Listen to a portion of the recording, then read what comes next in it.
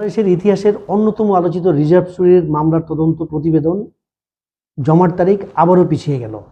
এবার নিয়ে মোট ৮৬তম বার পিছালো এই মামলার তদন্ত প্রতিবেদন জমার সময়সীমা।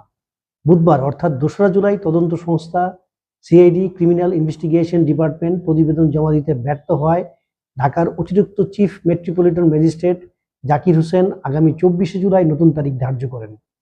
২০১৬ সালের ফেব্রুয়ারিতে নিউইয়র্কের ফেডারেল রিজার্ভ ব্যাংকে বাংলাদেশ ব্যাংকের অ্যাকাউন্ট থেকে হ্যাকাররা ১০১ মিলিয়ন মার্কিন ডলার হাতিয়ে নেয়।